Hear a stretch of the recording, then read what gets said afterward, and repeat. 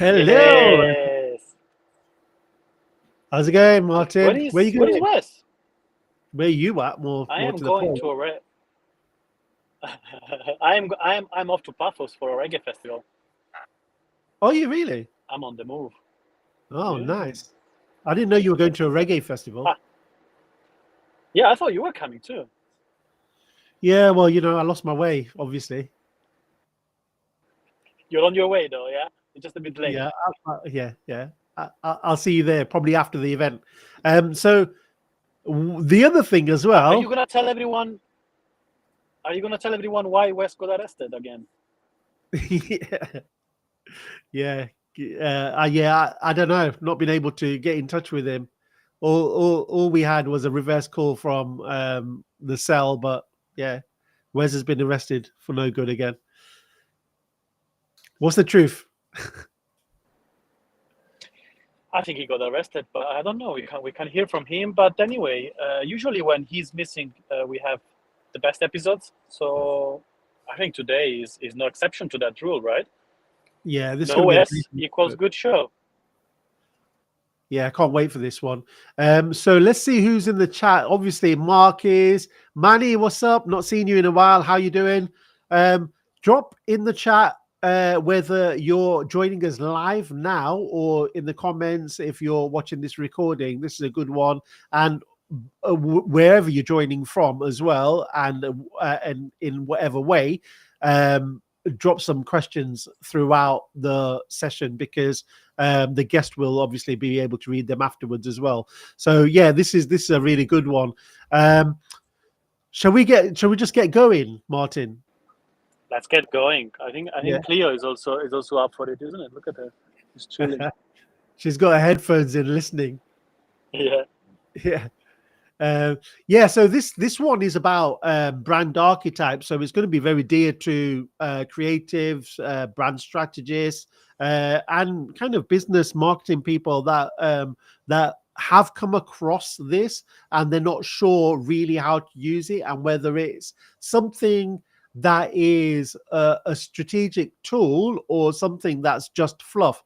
And some people love brand archetypes. The marketing expert Mark Ritson put it in his list of all-time biggest marketing bullshit. Let's see how it goes. Our guest today thinks differently, and I'd like to unpack that a little bit and see where he stands on it. I don't think he's here to defend fluffy archetype posters or workshop gimmicks. He's here with real world research that he's penned with Imperial College London. So that's interesting. So there's data behind everything that we're going to talk about, at least from the guest's point of view. We're going to be reframing archetypes not as mythical characters, but as universal motivating needs that influence how we feel, think, and act. He's also a trained designer, qualified in marketing, and has over 3 decades of experience as a brand and communications expert. He's the founder of Brand Palette, the only tool that maps a brand's visual language to these emotions. So we're going to get into it, and we're going to ask, are brand archetypes BS or a strategic tool you can actually measure? So yeah, let's ask the man in the know.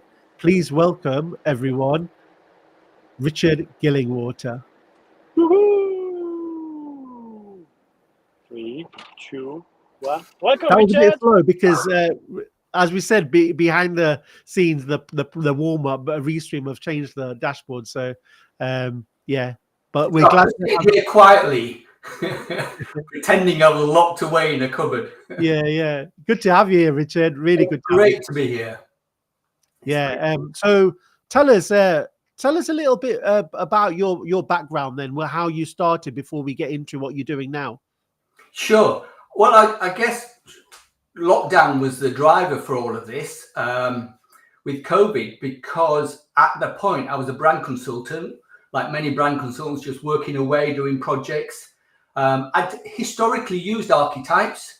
There was a Young and Rubicon model, a framework around the 12, and I'd use those. And they were a useful tool for just getting discussion with clients over the personality and the idea of the feeling and stuff like that.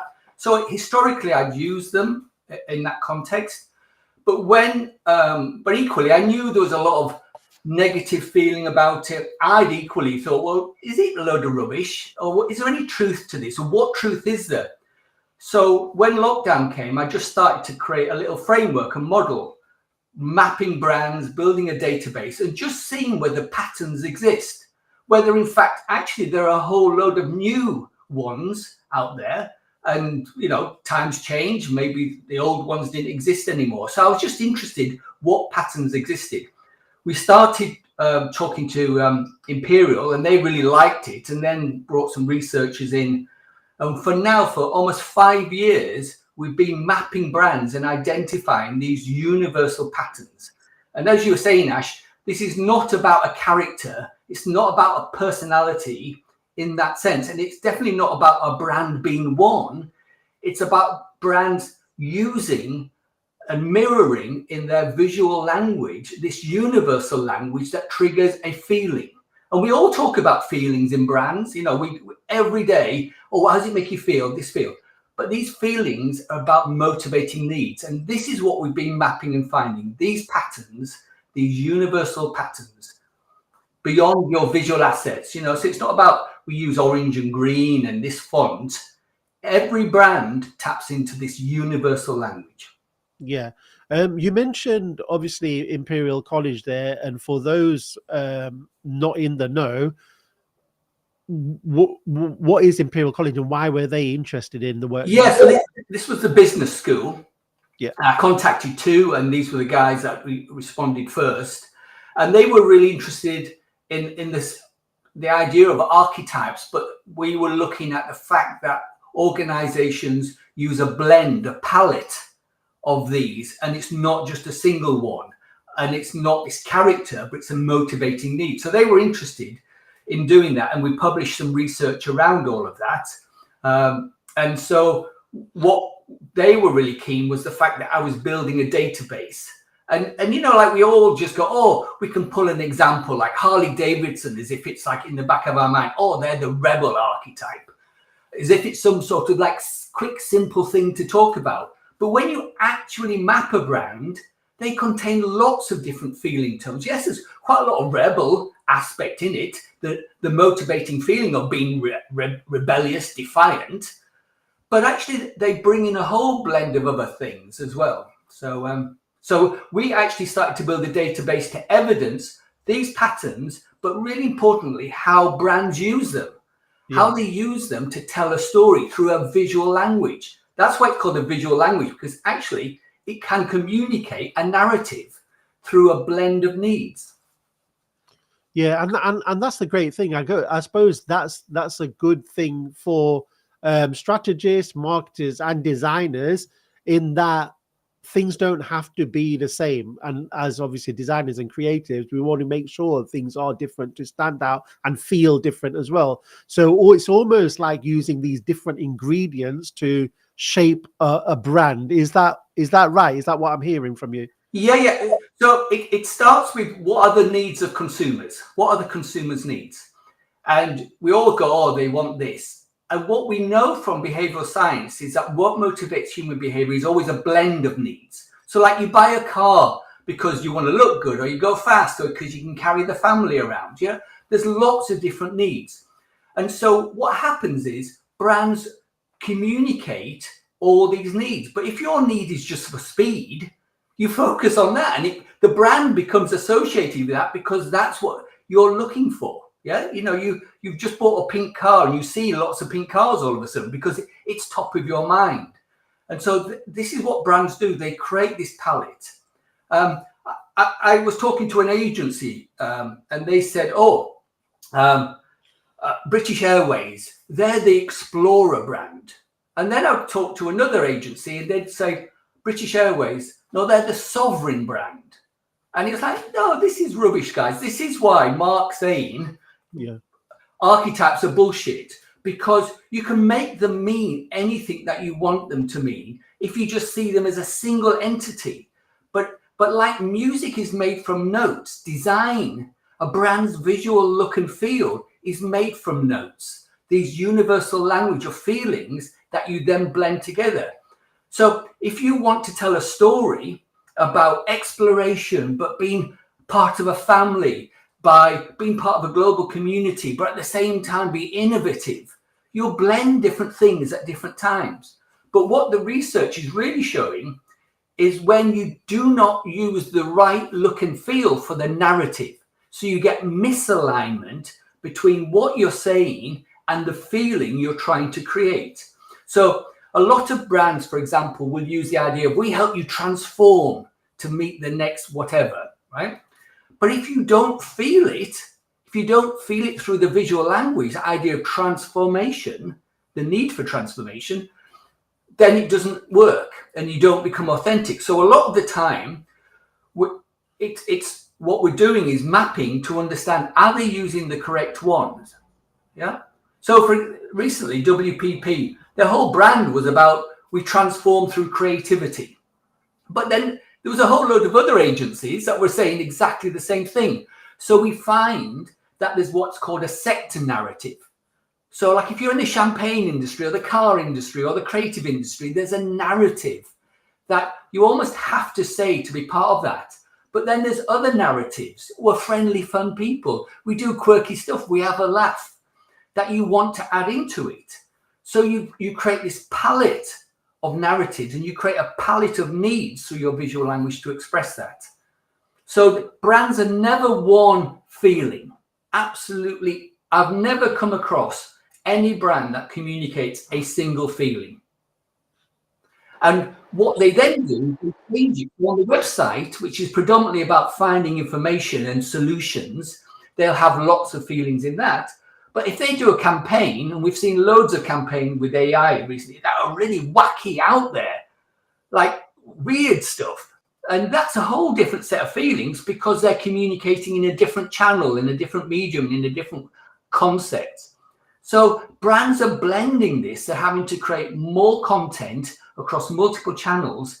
And with that, tell different stories. And each time you tell a story, you have to work out what's the right feeling to make somebody connect with it. There's a key factor, which is authenticity. Do you believe, do you feel what they're saying and do you connect with it? And the reason why you do is because the visual language, the feeling that the design creates echoes and mirrors the same motivating needs within the narrative or the message. Yeah. So that visual communication. Customer needs, then aspiration of what we want them to feel, and then creativity. Yeah, will you say that's the order? Yes. Yeah. So you analyze the needs. What are the motivating needs? And there's always a palette, a blend. Yeah, never just one. And then what you do is you have different customers who will have different needs. So large global brands will have multiple audiences, multiple personas with different needs. And what you do is you can create the overall palette of all of that. Then you say, what is it that we're trying to say? And what are the needs within that? So you look at the idea, the narrative, the concept. And then you look at the creative language, not just the written language, but the visual language that then mirrors those elements. But this is the important thing, Martin, and I know you've been talking about this recently, about how do you create a unified and across different touch points. So what brands do is they go, right, I can't communicate everything on my homepage. So this is the limited palette I'm going to put across. These are the main ideas, the main feelings. But then on a campaign or a bit of social, there's this. So there's a compound. And what we're finding is then that person, let's say persona A, who really wants certainty and confirmation of this, they will tune into those needs. But somebody who wants a bit of a laugh will tune into those aspects on social more. It's the same brand, but they're triggering this palette, this buffet. Just like, you know, Martin, if you went to a hotel in the morning, they put a buffet on. You don't eat everything.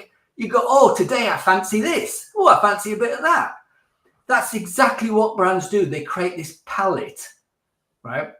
And therefore you tune in, you consume as consumers what you need. And because the behavioral science behind this is really fascinating. We trick ourselves into believing we see the world. We construct the world. And we construct the world based on our past experiences, what triggers us. So everybody looks at things. So what we don't map is we don't map how it affects people. what we map is the ingredients within a brand's look and feel. So like in food, there could be garlic in something. Doesn't mean you taste it, but it's there. And so that's what we're looking to do. And brands create this palette.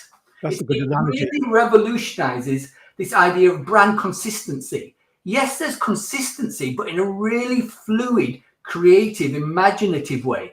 And I think this really opens up real potential for creatives to express stuff more accurately. I mean, for years, I created the corporate guidelines for large organizations. And as soon as I presented it to an agency, an ad agency, they go, oh, BS, I'm just going to do my own thing because I need to communicate this or I need to trigger this. And there was always this tension between these corporate guidelines and these campaigns. And basically, what that was just reflecting was they did have different needs. Their audiences responded. They wanted to communicate something quickly, something fun. But on a website, you can take longer. So you just use different feelings that are triggered. But I think with Ash, getting back to the fundamental of the conversation, archetypes exist as a character. We can do them. We all know the hero. We all know the sage, right? As a character. We can all play with that. But if we just see them as that, as Carl Jung himself said, if you see archetypes as mythical characters, they can mean anything or nothing at all. And this is where Mark's coming from. They're like astrological signs. You can go, oh, I'm Scorpio, I'm this, I'm that, whatever you wanted to make it, right? But if you step back and then just don't see this as a character, it's like a finished song or a finished meal, but you look at the ingredients within it and you see these as motivating needs that come together, those are what don't change. Those are what are universal. And every brand has to trigger them. Because if they don't trigger them, how does design work? Design works because it mirrors these primary human needs. And Ash, you asked me the question, which was, what came first? Do people create this look and feel? Or is there a look and feel that all of a sudden, you know, somebody created and we started to follow it? That we're accustomed to over time, yeah. Exactly. And so what we recognize is they just exist, yeah? So I said to you, Ash, if you were designing a spa retreat place, or you were trying to develop a website and a brand for a new innovative tech company that was doing AI, they'd feel differently. Why? Not because you just wanted to make them feel things, because you were trying to tell a different story and communicate through different needs and feelings. And so there is a look and feel for technology, these blues and purples, that has evolved over time, right? So 10 years ago, that look and feel did not exist. There was a different look and feel, but we felt it the same. So there are universal patterns that people tap into. If all of a sudden people started doing technology in pink and orange, let's say, then the color of innovation, which is predominantly purples and blue, you know, those wavy purple and blue colors that you see around lots of techie companies, it might very well change. But it isn't just about color. It's about the feeling. And we get into this whole embodiment. And can you really feel design and how it affects us? And it's an interesting question, that one. This is a really interesting one because you see a lot of AI companies and tech companies, but mainly AI these days, following that pattern of the kind of the bluey, the purple. That's it. And then, but which is fine. And you instantly recognize it. But then to stand out of that sea of sameness, how do you manage that, but still keep those feelings and motivations and that space in the hearts and minds of your audience the same? So what I find brands do is they first of all just mirror to be credible in that sector. So they look around like most designers might do and go, oh, yeah, look, there's purple and blues. This is what we've got to do. If you're green and pink, you'll look odd. You won't feel credible in there, right? But because they just then think, oh, it's just a visual asset, that's how they leave it. And they don't look at the needs of consumers and go, well, they need this, or they need a bit of fun, or they need a bit of frivolity thrown in there, or they want to be entertained, or they want to show how that connects, how it balances their life with their whatever, right? And so basically they don't dig deep enough and tell a rich enough story. It becomes very much just a visual asset, a sort of look that just attracts you. There's no feelings in there. So what we then find is that brands can have similar visual assets, but what they do is they really trigger, and there's a skill to making you feel something, not just decorating it something, but feeling something. And so what we find is strong brands create these blends that are really interesting, really intriguing, and often tension between them. So, you know, there might be a law firm that wants certainty, but then there'll be a joker and a jesting around and silly stuff, right? And it becomes really interesting for that type of audience. Yeah. We did a load of research around the champagne industry. And there's one brand, Veuve Clicquot, right, who bucks the trend. But there's a lot of ones like Moet, etc., who are very much in the traditional look and feel of what a champagne company. But when you look at their palette, they focus in different places. So Moet is very much more about it triggers the need for style, far more than mastery, let's say. So they can trigger the same feelings, but it's the emphasis and how well they do it. And do they link it well to what they're saying? And do they find great other motivating needs that become interesting and tell an interesting story? Yeah. So you can go through the Veuve Clicquot route of triggering very different needs from the sector, or you can be reflecting the sector, but you can then find a better way to say it or a better balance and do it in a better way. Yeah. And the thing is as well, it's not, we know that it's not just about, I know we're talking about visual identity and the visual communication here, but it's not just about that. The ingredients also come from other experiences when we're shaping a brand as well.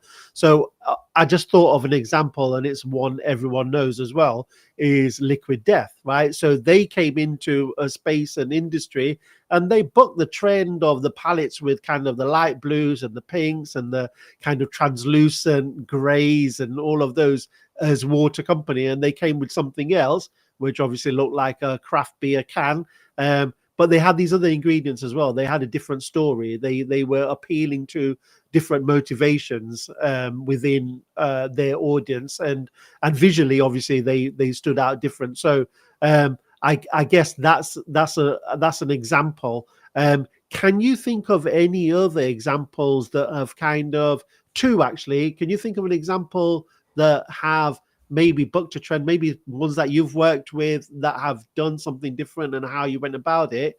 And maybe example, you don't have to give a specific example, but how a brand does things wrong when they looking at these archetypes or not looking at them at all. Sure. So in terms of brands booking the trend, I mean, let's go back to Veuve Clicquot. Yeah, champagne. But what they talk about is they're more about empowering women in terms of leadership roles, in terms of their effect, and so they very much book the trend because a universal pattern is that adoration, like wealth and amazement and mastery is often a traditional blend within the champagne industry. Like if you, it's that sort of like people at cocktail parties drinking, on boats and yachts and all of that. Yeah. Whereas they very much book the trend. But there's almost like a raft now of these alternative. So I came across a great brand in the oats market. Yeah. And the oat cult. And they were doing this, they're doing a brilliant fun stuff, right? And it's like, okay, this does you good, but we're just going to be really weird. And they get into this whole unknown. And we have a real need for the unknown. Yeah. And historically, brands have just gone, oh, I need to be serious. I need to say, this is the benefit. This is how it's going to. And now they're recognizing, partly because of the social media aspect and the need for that, of just creating all this weird stuff. And so triggering that need, oh, I love it. Oh, what's that? That's weird, right? Liquid Death. and occult are all part of this sort of going into weird stuff, because as humans, we have a need for it. We like it. We get turned on by this unknown. Yeah, I love that. Yeah. And so there's a massive drive. One of the other trends that we're finding is the way style has been changed. So style historically used to be blended, the need for style, right? So style is like creative style. I look stylish. I choose stylish stuff. And it used to be really linked with adoration, the need for, like, je adore, right? So I'm stylish and adore me. Now what we're finding is the trend has gone towards style, but chilled, relaxed, cool. Yeah. So it's like, I'm stylish, but I'm cool. You know, it's a Martin thing, right? You know, it's like laid back, cool dude, right? But I'm stylish. And so we're seeing, so whilst trends can change, they're the same primary human need. So we've always had the need to be cool and chilled. Yeah. And there's many brands that just gone, oh, laid back. Where you going? Yeah. I get it. Yeah. No, carry on. I was just I find in the US, right?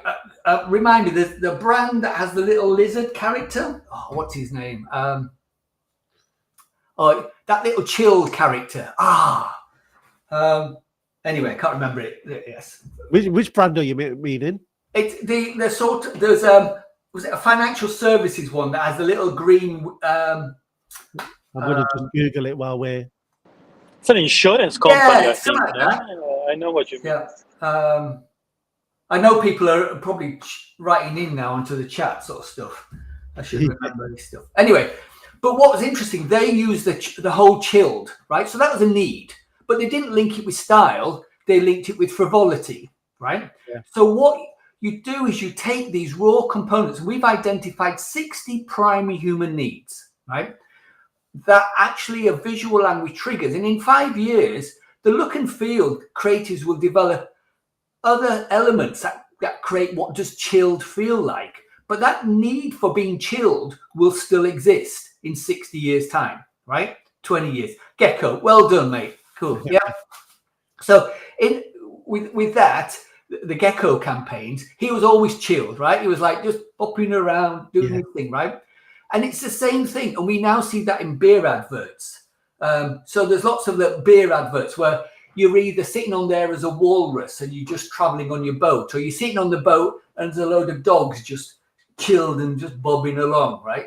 It's the same feeling that these brands are doing. And we're recognizing these universal patterns.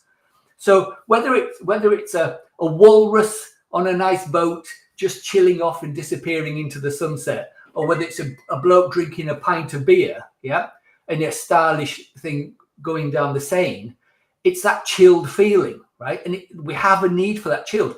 And what we're finding, as you said about different things, like if you've got innovation, you've got innovative products, what happens then when you mix it with chilled? Oh, what brand could we create? And so one of the interesting things is when you start to see you've got a palette, a little bit like De Bono's hats, you think, well, what happens if I mix this then? It actually gets you out of that traditional, it looks like innovation like everybody else. I'll mix innovation with chilled. Has anybody ever done that? And if not, what could that be like? I love that, Richard. And that's the part where I was talking about earlier, and that is exciting because you can create new and different things. A question on that, though, is if someone listened to that and they're thinking, yeah, that's great, we can do that, but how do we know that will work and what feelings that will trigger because it's a new thing? And is it right for the brand that we're trying to shape? Have you got any kind of tips on that in terms of measuring that afterwards or even before going to market? So it comes back to, as Martin was saying, the consumer needs, right? So you get to know the consumers and you map. So in the tool that we've got, you can map a consumer against these 60 needs. So you could go, if I went Martin and Ash, you've probably got similar needs. You've got a need for certainty to some degree and a need for uncertainty, right?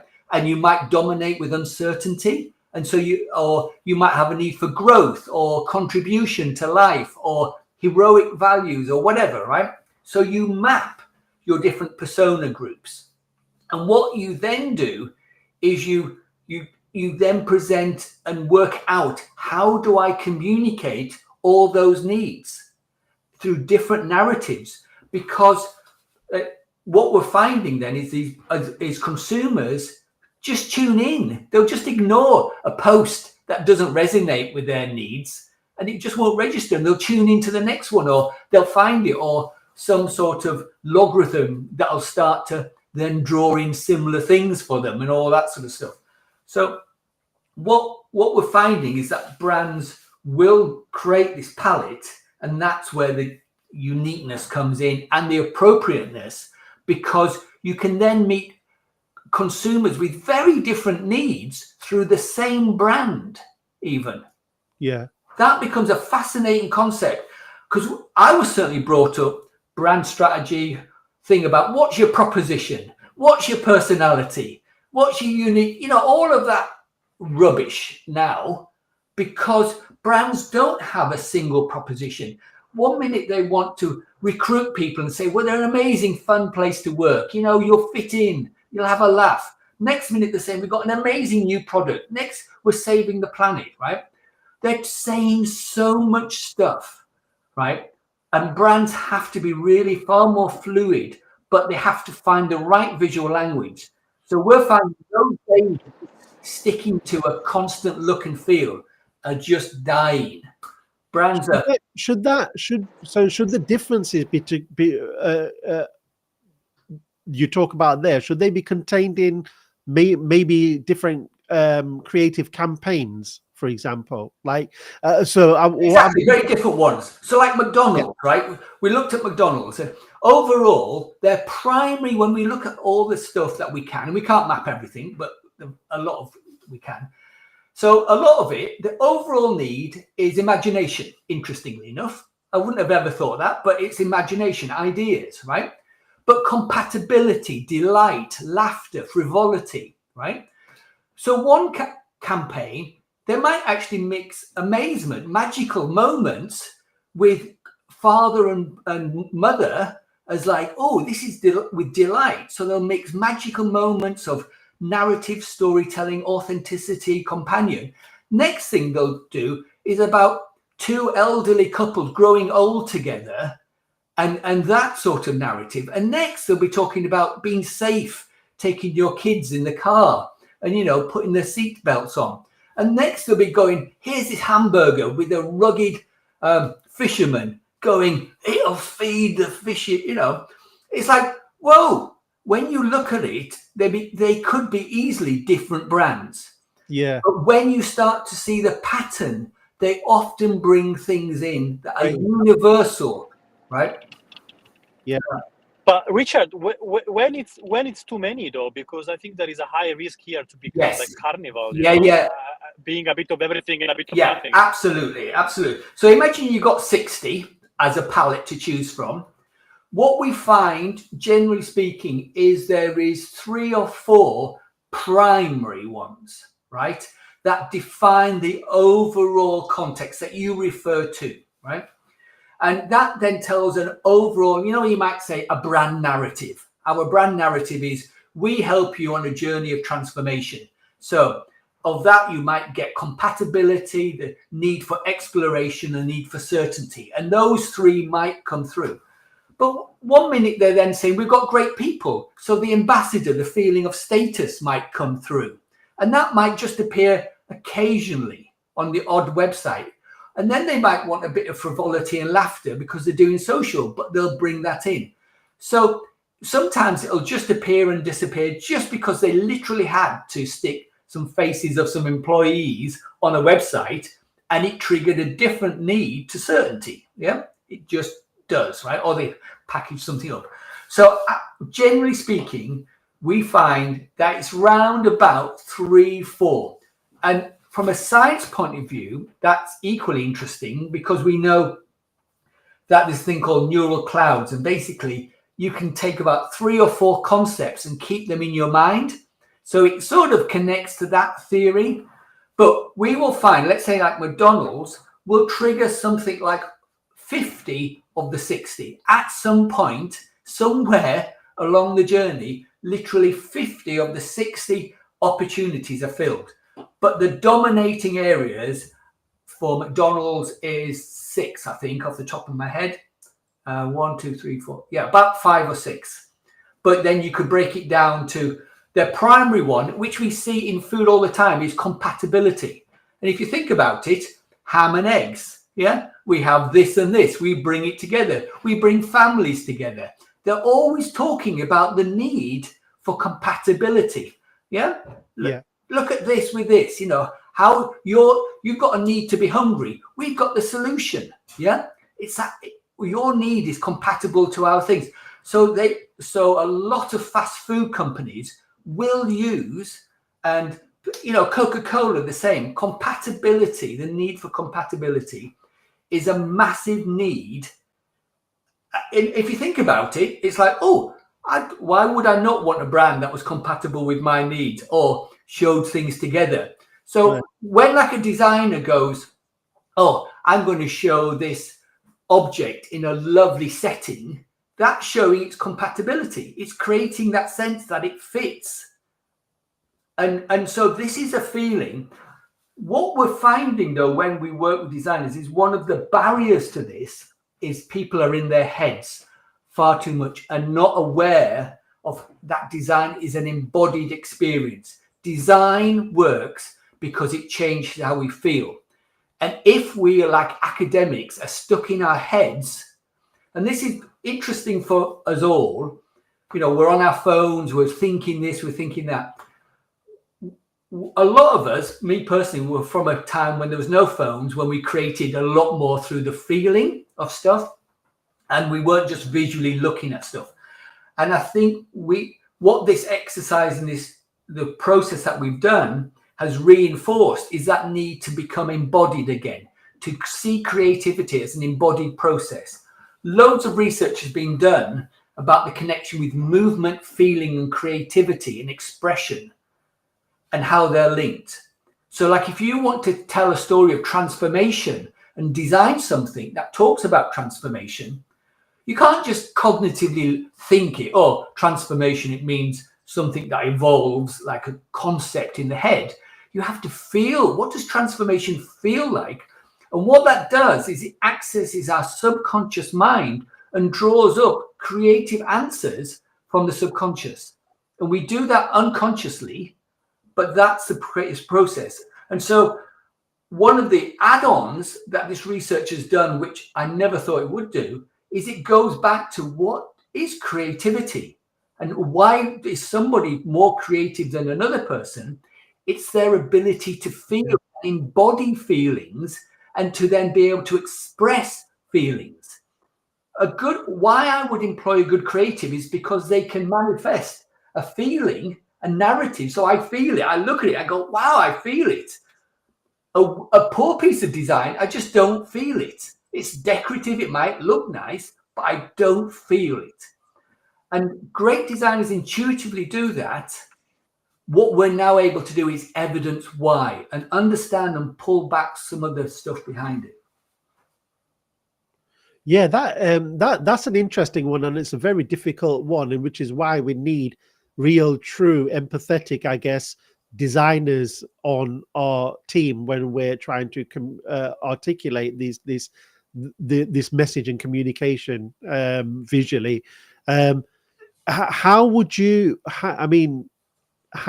Going back to, I think I said this question, I don't know whether we covered it properly fully, but how do you know whether it's working or not? How do you measure these things then? So I don't, right?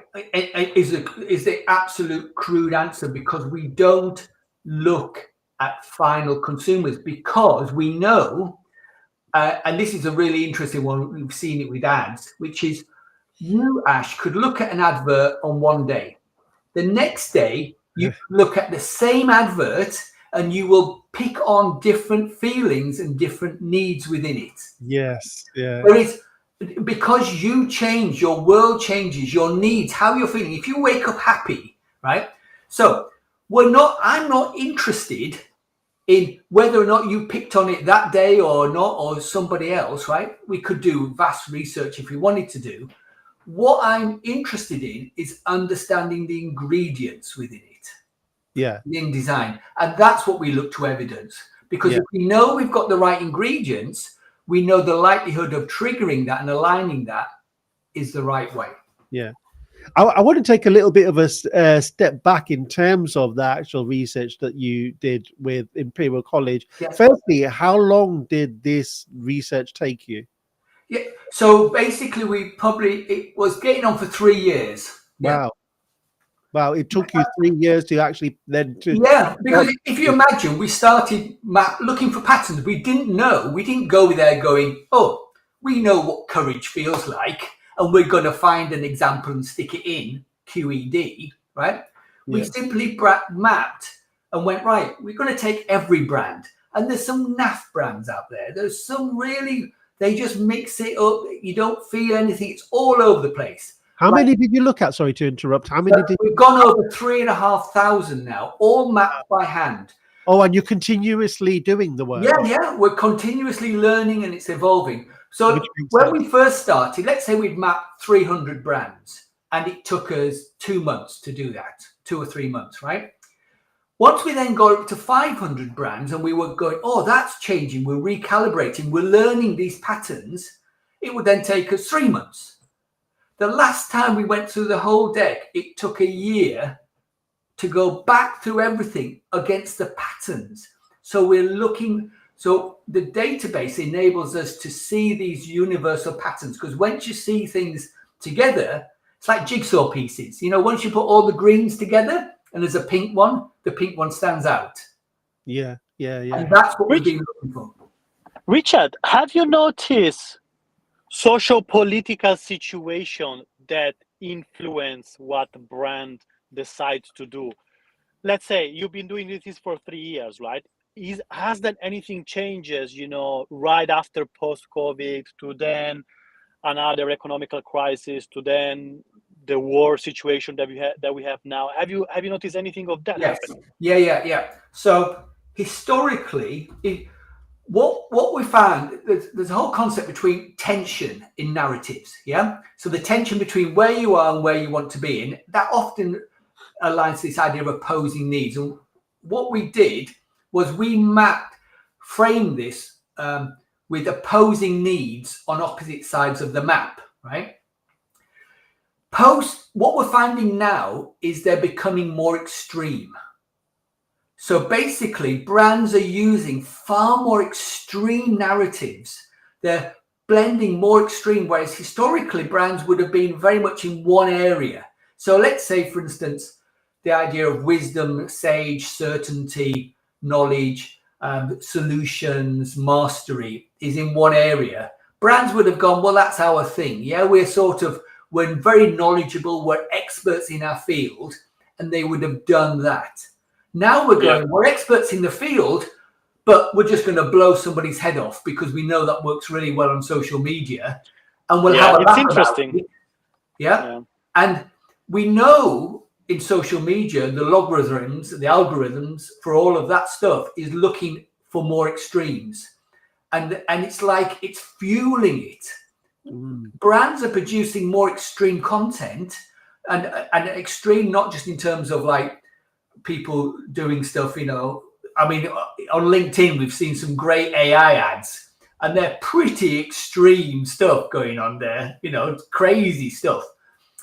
And that's the sort of stuff that we're now finding. It's becoming credible for a brand who's an insurance company to get a gorilla in a plane, jumping out of a plane, shooting aliens as they're falling out the sky, right? It's gone like our brains are going, oh yeah, that's just part of it now, isn't it? It's just, we're having a laugh. It's just so hard to gain people's attention and interest right now, I think, right? So we have to resort to more extremes. I mean, horror movies are not horror anymore, comedies are not comedy anymore, right? We kind of like we've seen it all, we experienced it all. So our tolerance level are very, very high. So it's pushing the brands deeper and deeper and deeper into this sort of creative extremism, if you want to call it. One of the potential positives from our work is authenticity, right? And authenticity is not only going, what are your needs, and we'll match them. Yes. So we won't just simply look for the extreme, because people have a need for connection. They have a need for contribution, right? And it's easy for advertising to become extreme between the two extremes, which is the need for certainty, and the polar opposite, which is the need for uncertainty. And that's the trend, that basically political unease, you know, we want certainty, but in an uncertain world narrative, right? But if we look at the palette of needs, we could so easily be triggering other needs if we wanted to as brands, around hope, around contribution. We could do them more about creativity, understanding the value and role of creativity in society. So one of the interesting things that we've been seeing is this feeling of creativity is life, right? So creativity isn't just about having a fun idea, yeah, or like we'll do this and we'll create this. Creativity itself represents life. So if brands started to represent other extremes, but more positive extremes, that could be a thing. But at the moment, the polar opposites are focused very much in frivolity, uncertainty, shock, or with certainty. So brands are going, we're going to provide you with certainty. How do you know this technology is going to deliver? And then we'll put some really weird stuff out there to make you feel uneasy as consumers. Oh, I'm uneasy, so I need that certainty. That's a trend we're seeing, which is a political narrative making people uneasy, scared, and they'll resort to other things, etc., etc. Wow, I didn't think I was going to get onto that one, Martin, but you brought that one in. It's a great question though, because you did touch on at the start that there are obviously cultural changes that happen that obviously, you know, like over time we become accustomed to. So how do we kind of, I don't know, follow that trend or create things that resonate within those trends or underserved markets because of things happening culturally? Yeah. And as brands, I think we're kind of, or brand designers, we're responsible for that, and that's absolutely. But the thing, Ash, is I was trained as a graphic designer, right? How was I trained? How did I learn? What skill did I walk away knowing, right? They basically gave us briefs, you know, design this record cover, design this identity for this company. You'd have 20 other guys, they'd all be presenting their ideas, and somebody'd say, oh, that's good, that's bad, and you'd sort of learn by doing, right? There was no understanding that design is a visual language. It uses these universal languages, yeah? Even now, in design schools, they don't train this understanding of design. Now, once you understand how design works, it's a little bit like a musician say, I just play by ear, right? I don't need to learn musical notes. I do my thing, right? And that's cool. But once you learn the actual elements within design, you can then decide how you apply it. And you can apply it in terms of its effectiveness. Am I telling the right story? All the way through to political, you know, roles and its justification in society. But until we understand the primary elements, how design actually works, we're not even able to make it more effective, or even stand in front of a client and say, this is why it looks and feels like it does. Yeah. Richard, going to your company now, I'm just looking at your website. That's why I'm kind of flicking to this side of my monitor. What needs were you trying to evoke there? So interestingly, it's curiosity.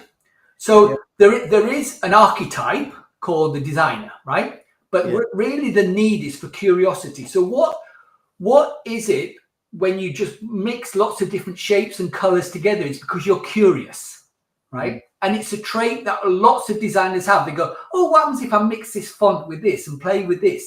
I'll just stick it together. I'm just playing, that curiosity of play, right? It's a human need, but it's a visual language. There is a look and feel for that. So it's bright colors opposing different colors. It's a playful nature of it.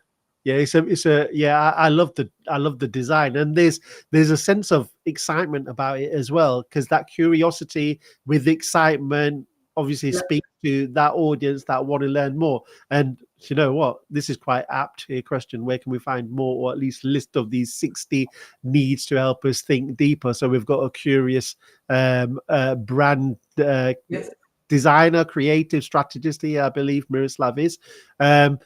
So yeah, let's go to your website, because we are running up to the hour. Like, who is this for? Who is this tool for? So it was designed initially, that classic one, I did it for me. So I was a brand consultant, creative director. I often had designers coming up to me going, oh, what do you think to this? Is this right? And I'd be going, well, you tell me why it's right. So primarily I used it for designers and strategists. Strategists, so they could then look at a piece of design, judge it, understand whether it was triggering the right needs. Designers to help them understand how design works so that they could then create the right needs and evidence. So it's definitely a consultancy design hub.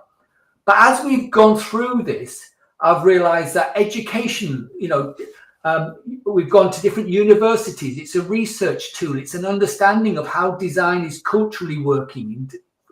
So researchers are using it.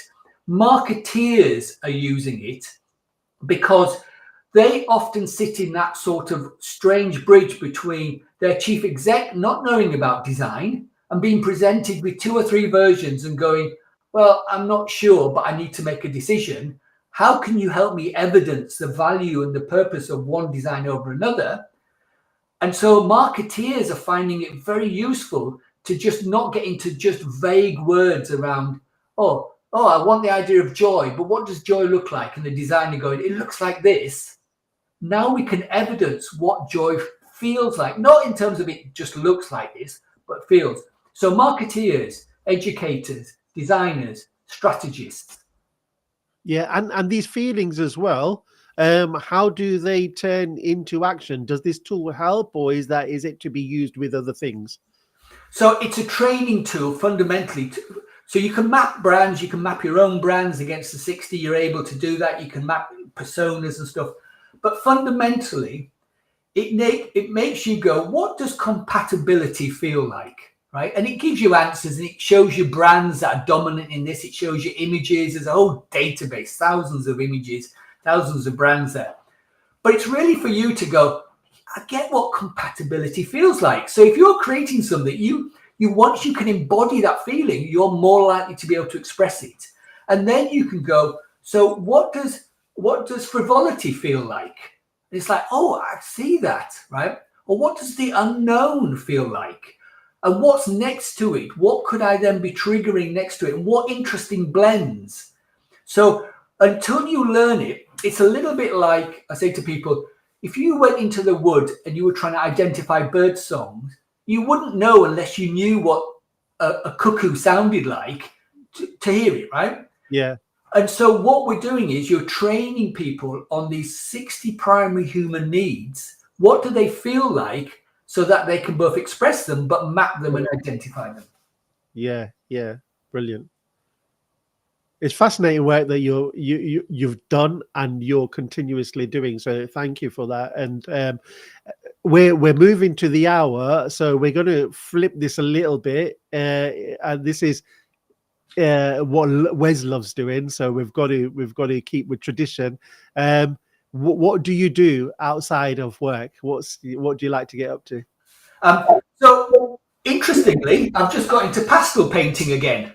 Oh yeah. Yeah. So it literally, I was, like most people, I was an artist, like you did art, A-level art, all that sort of stuff. Yeah, right? yeah. And then it was like, oh God, I need to earn a living. How am I going to do that? I'll better be a designer. So I never really followed the art stuff up, right? But by becoming more in tune with my feelings, I've been able to paint more, and I'm really getting into some real pastel stuff. So like my whole studio around here is set up now with pastels. It looks like your project was therapeutic for you. Say again, Martin? Well, right? Oh, yeah. It looks like building up the palette was therapeutic for you as well. Yeah, no, exactly. And the other thing I do a lot is breath work. So a lot of embodiment practices, movement, yoga, all that stuff. So like the more I can become embodied and aware of stuff is really important for me. So, and I did that before I started to do all of this. Yeah. You know what? This conversation is brilliant, and it's also shines a light, hope in the future for empathetic creators in the world of AI as well, because obviously AI is a learned thing, it's a learned machine, but those that can kind of tune in into themselves as opposed to learned machines from the past, they have an advantage, I would say. Yes, exactly. Well, like a great chef has great taste. Yeah. A great designer has great empathy to the feelings triggered within design. Yeah. They do it hugely subconscious. We know the whole role of the subconscious mind. It's processing massive things at such speed. We're just not conscious of it. And creativity is almost the sort of revealing of that. But there's a whole load of work going underneath. And if we're able to tune into our bodies and feelings, then we're able to do that. And on well-being, on the front of well-being as well, you know, like we just looking at screens all the day and just thinking in our heads is not good for us. So yeah. Anyway, that's what I do. Yeah, no, love it. Thanks so much. It's been a great conversation. We knew it would. So yeah, there'll be people watching this on a recording. The post will stay live, the event post. So if there's any comments and questions, then feel free to take a look and answer. Where is the best place for people to carry on following you and the work that you do? Well, obviously just reach out on LinkedIn, because that's the thing, and I can share post. And what we do is we offer free tours inside the tool. So basically, if someone wants to connect with me on LinkedIn and say, Richard, you know, spend half an hour, take me through it, take me through what you've learning, show me case studies, you know, present to us. More than happy for doing that, because this is so new. We're just trying to get the word out there, you know, or they can just, for like $99, they can just go on the website and just access all this information, you know, just there it is for 1 month, you know. So amazing, worth doing. And I think I'm going to do the same. So yeah. Thank you, Richard. Wicked. Yeah. Thank you very much again, and have a great weekend. You too, mate. Cheers. Bye. Bye, Richard. Thank you. So much to unpack there. Like, honestly, we should go and check out the tool, by the way. It's really, really cool. Yeah, definitely. Another great conversation, man. Yeah. Well, thank you everyone for joining. Appreciate you being here, and we'll see you in a couple of weeks. And yeah, Wes is not in the boot because there is no boot in this car, so he couldn't fit anyway. So don't worry, he's alive and well. He just got arrested. Enjoy your festival, Martin, and bye, Cleo. Bye. Bye, everyone.